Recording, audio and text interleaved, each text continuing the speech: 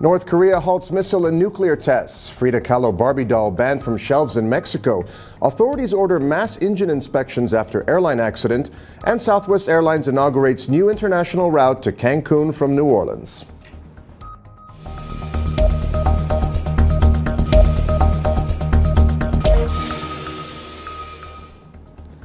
Hello and welcome to today's edition of Mexico News Network's Breaking News Business.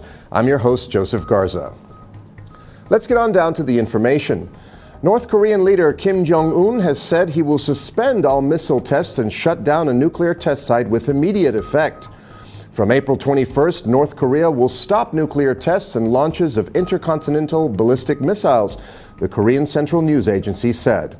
The decision is aimed at pursuing economic growth and peace on the Korean peninsula, the state media reported. Mr. Kim is due to meet his South Korean counterpart Moon Jae-in next week. He is also expected to hold an unprecedented summit with U.S. President Donald Trump by June. If it takes place, it will be the first meeting between a sitting U.S. president and a North Korean leader. On Thursday, the U.S. leader said there was a bright path available to North Korea when it achieves denuclearization.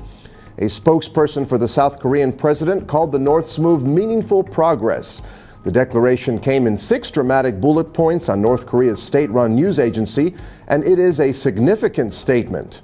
Mr. Kim says it is not necessary to conduct any more missile tests because nuclear weaponization has been achieved. This echoes his previous statement during a New Year address that the state is satisfied it is a nuclear power.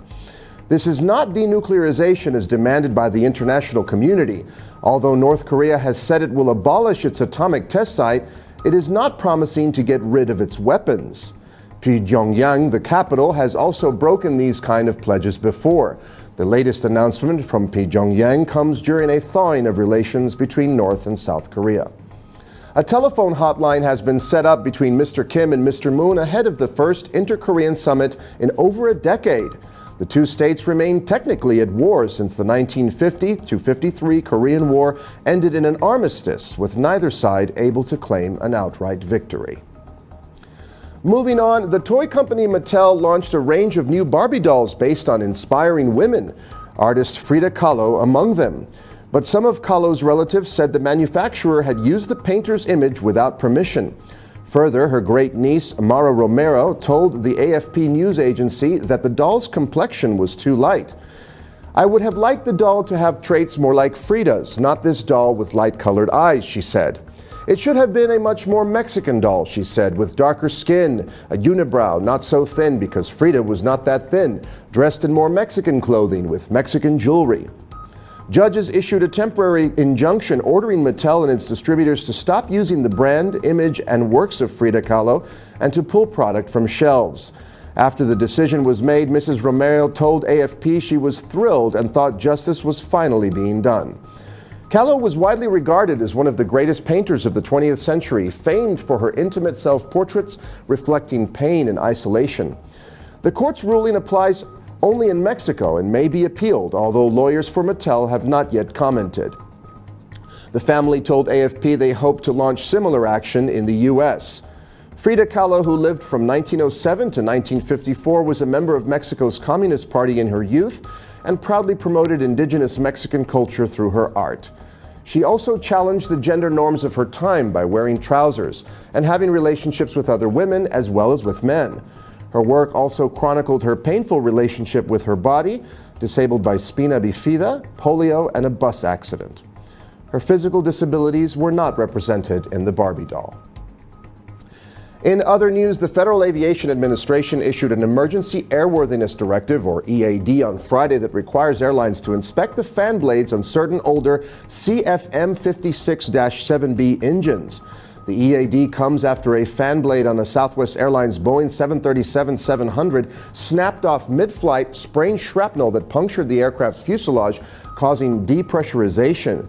The incident claimed the life of passenger Jennifer Riordan, the first fatality on board a U.S. commercial airliner since 2009. National Transportation Safety Board investigators found signs of cracking and metal fatigue at the point where the blade broke. As a result, the FAA is ordering airlines to use ultrasonic detection devices to inspect all 24 fan blades on the older CFM56-7B engines for cracks. The order applies only to engines with more than 30,000 cycles, which equates to roughly 20 years of service. The directive stipulates that these inspections must be completed within the next 20 days. The engine in question, the CFM 56-7B turbofan, is the product of a 40-year-old joint venture between GE Aviation and France's Safran Aircraft Engines called CFM International. NTSB Chairman Robert Sumwalt told reporters that a fan blade had broken off due to metal fatigue and that a second fracture had been recorded about halfway along its length.